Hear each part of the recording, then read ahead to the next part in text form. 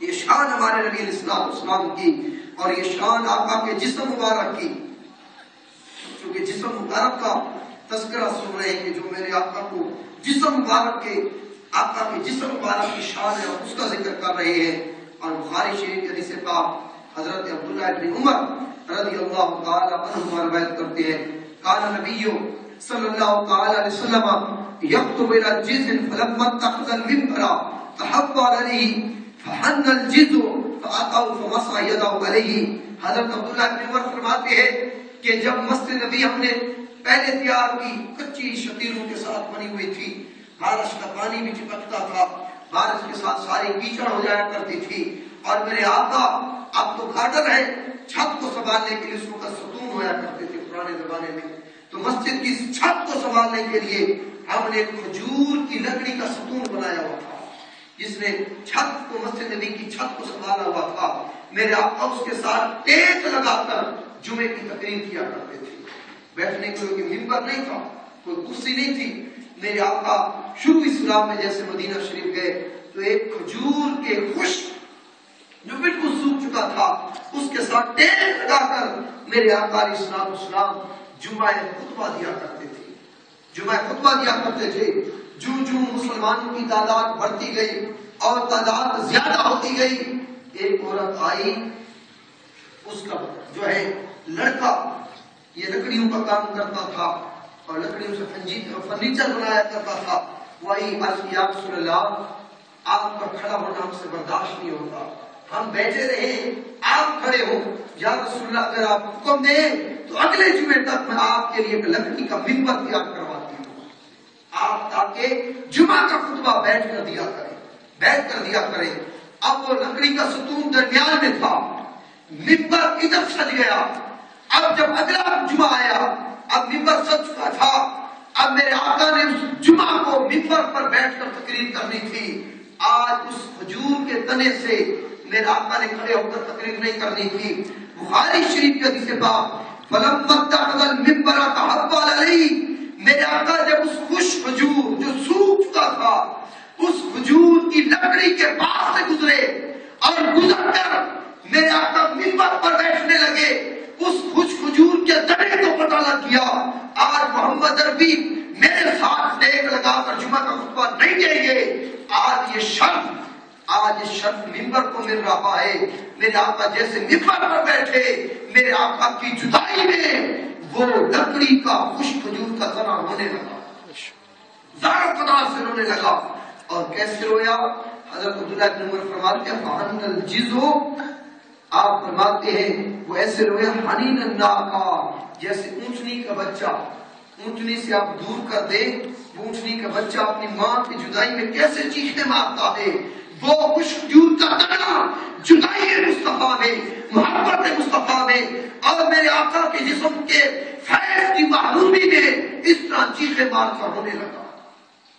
جیسے اونٹنی کا بچہ روتا ہے۔ اور ایک صحابی نے کہا وہ ایسے رویا جیسے معصوم بچہ جب اس کو ماں دودھ نہ پلائے، وہ معصوم بچہ ماں کے دودھ پینے کے لیے اور پیاس اور بھوک کی شدت میں معصوم دودھ پیتا بچہ کیسے چیخیں مار کر روتا ہے کہ پورے گھر کو جو ہے اپنے سر پر لے لیتا ہے، اتنی چیخیں مارتا ہے۔ وہ معصوم بچے کی طرح وہ خوش کھجور کا تنا میرے آقا کی جدائی میں رونے لگا۔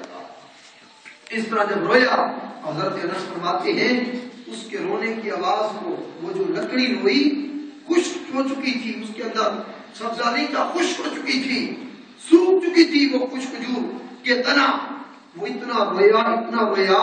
آپ فرماتے جب میں مسجد میں آیا فسمیت خشبۃ حنت حنین الوالد، حضرت انس فرماتے ہیں اس کی رونے کی آواز کو میں نے اپنے کانوں سے سنا اور سارے صحابہ نے اس خوش کھجور کے تنے کی آواز کو روتا ہوا سنا۔ اور آپ فرماتے ہیں وہ اتنا رویا کہ اس کے رونے سے صحابہ کو بھی رونا آ گیا اور ایک غم طاری ہو گیا، سارے صحابہ غم زدہ ہو گئے کہ اس خوش کھجور کے تنے کو کیا ہو گیا ہے، یہ کیوں رو رہا ہے۔ بالآخر حدیث پاک میں آتا ہے میرے آقا علیہ السلام آئے، فمسح یدہ، میرے آقا نے پیار کے ساتھ اس کو ہاتھ ملا، جیسے معصوم بچے کے سر پر آپ ہاتھ پھیرتے ہیں اس کو چپ کرانے کے لیے، میرے آقا نے دست مبارک پھیرا، اور میرے آقا نے جب دست مبارک پھیرا اور میرے آقا علیہ السلام نے اس کو اپنے سینے سے لگایا، سینے سے لگا کر پیار کیا میرے آقا نے ایک لکڑی سے جو خشک ہو چکی تھی، سوکھ چکی تھی، میرے آقا نے اسے پیار کیا، اور میرے آقا نے فرمایا لو لم احدنہ لحن الی یوم القیامہ، میرے آقا علیہ السلام نے فرمایا والذی نفسی محمد بیدہ لو لم التزمہ لما زال حافظ الی یوم القیامہ، اگر میں آج اس کو اپنے سینے سے نہ لگاتا، آج اس کو میں پیار نہ کرتا، تو قیامت تک یہ خوش وجود کا تنا میری جدائی میں روتا رہتا، قیامت تک روتا رہتا، اور قیامت تک جو میرا امتی دنیا کے جس کونے سے آتا اس مسجد میں اس خوش وجود کے تنے کو روتا ہوا پاتا۔ اگر آج اس کو میں اپنے سینے سے نہ لگاتا، میری جدائی میں، میری محبت میں اور میرے عشق میں یہ میرے ہجر و فراق میں قیامت تک روتا رہتا۔ تو میرے آقا علیہ السلام نے اس کو سینے سے لگایا، صحابہ کرام فرماتے ہیں وہ ایسے سسکیاں لے لے کر خاموش ہو گیا جیسے معصوم بچہ سسکیاں لے لے کر رونے سے چپ کر جاتا ہے۔ جب وہ چپ کر گیا تب میرے آقا علیہ السلام نے فرمایا اے مجھ سے محبت کرنے والے، اب یہ جسم مبارک کی شان دیکھیں۔ امام شافعی سے کسی نے پوچھا، امام شافعی سے ایک یہودی نے پوچھا، امام شافعی سے یہودی نے حضرت عیسیٰ علیہ السلام کے ماننے والے نے پوچھا کہ اللہ تعالیٰ نے ہمارے نبی کو یہ معجزہ دیا تھا کہ جب عیسیٰ علیہ السلام کہتے کم بِإِذْنِ اللَّهِ، ایک مردے کو حضرت عیسیٰ کہتے اللہ کے حکم سے زندہ ہو جا، وہ مردہ حضرت عیسیٰ کے اس حکم سے زندہ ہو جایا کرتا تھا۔ یہ موسیٰ علیہ حضرت عیسیٰ علیہ السلام کا معجزہ تھا، عیسیٰ علیہ السلام کا معجزہ کہ آپ نے مردوں کو زندہ کیا اللہ کے حکم سے۔ ایک جو عیسیٰ علیہ السلام کے پیروکار نے، عیسیٰ علیہ السلام کی امتیوں میں سے ایک نے پوچھا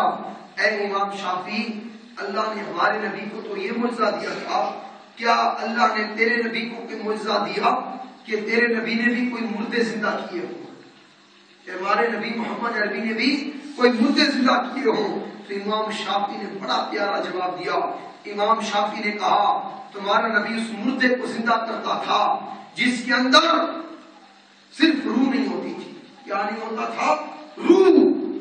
کان بھی ہوتے تھے۔ اب جب میت مر جاتی ہے، مرنے کے بعد اس کے کان تو ختم نہیں ہو جاتے، کان بھی ہوتے ہیں، آنکھیں بھی درست ہوتی ہیں، ناک بھی اس کا درست ہوتا ہے، ٹانگیں، ہاتھ، پاؤں، زبان، ہونٹ، چہرہ، پورا میت کا جسم تندرست ہوتا ہے۔ صرف کیا ہوتا ہے اللہ اس کے جسم سے روح نکال دیتا ہے۔ جب روح نکل جاتی ہے وہ چلتا پھرتا انسان مردہ لاش بن جاتا ہے۔ حضرت عیسیٰ کیا کرتے تھے؟ اللہ کے حکم سے صرف روح لٹاتے تھے، بس کہتے تھے کم بِإِذْنِ اللَّهِ، جب ہی کہتے تھے روح واپس آ جاتی تھی وہ مردہ زندہ ہو جاتا تھا۔ حضرت امام شافعی نے کہا تمہارے نبی کا یہ معجزہ تھا کہ وہ فقط روح لٹاتے تھے، اب تمہیں بتاؤ میرے نبی کا اس سے بھی بڑا معجزہ ہے، وہ یہ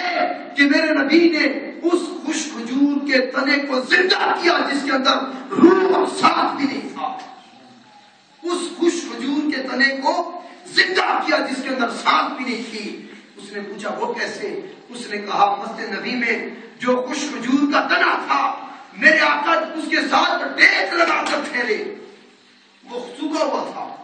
بالکل سوکھ چکا تھا۔ جب میرے آقا نے اس خوش وجود کے تنے کے ساتھ ٹیک لگائی جس میں مصطفیٰ کی برکت سے اللہ تعالیٰ نے اس کو زندگی عطا کر دی، اور جب زندگی عطا کی امام شافعی فرمانے لگے تمہارا نبی کا یہ معجزہ تھا کہ تمہارا نبی فقط مردے کے اندر روح لٹاتا تھا، میرا نبی جب اس کے پاس گیا، جب وہ میرے آقا کی جدائی میں خوش کھجور کا تنا رونے لگا، میرے آقا نے اپنا دست مبارک پھیرا، اس کو یہ شعور اللہ کے نبی نے دے دیا کہ اے خوش کھجور کے تنے یہ کسی اور کا ہاتھ نہیں محمد عربی کا ہاتھ ہے۔ اس لیے تو وہ چپ ہو گیا اور میرے آقا نے اس کو اپنے سینے سے لگایا اور میرے آقا نے پوچھا اے میرے ساتھ محبت کرنے والے خوش وجود کے تنے، تو اس دنیا میں رہنا چاہتا ہے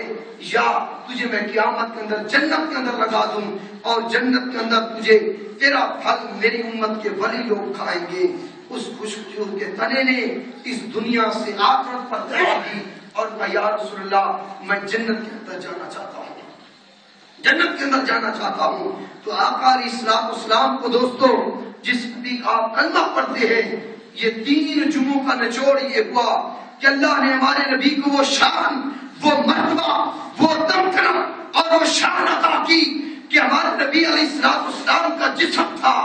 لیکن اس جسم کا سایہ نہیں تھا، ہمارے نبی کے جسم پر کبھی مکھی نہیں بیٹھی، یہ ہمارے نبی کی عظمت ہے۔ ہمارے نبی کے جسم کو کبھی مچھر میں نہیں کاٹا، ہمارے نبی کے جسم سے ہر وقت خوشبو آیا کرتی تھی، بغیر عطر اور پرفیوم استعمال کیے، بغیر خوشبو استعمال کیے ہر وقت خوشبو کے حلی آیا کرتے تھے۔ اور میرے آقا کا جسم جس صحابی کے سال کے بالوں کو لگ جاتا،